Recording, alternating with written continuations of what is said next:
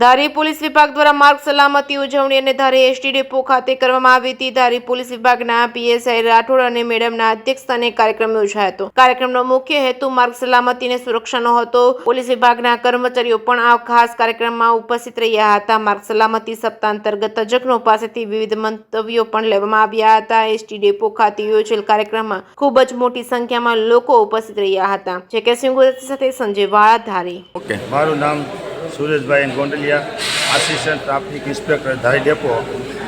આજ રોજ તારીખ 6/1ના રોજ માર્ગ સલામતી અંગેના જે અહીંયા અમારા સ્થાનિક પીએસઆઈ શ્રી રાઠોડ સાહેબ ઉપસ્થિત રહ્યા હતા, તેમજ ડ્રાઈવર, કંડક્ટર તેમજ બધો મિકેનિક સ્ટાફ,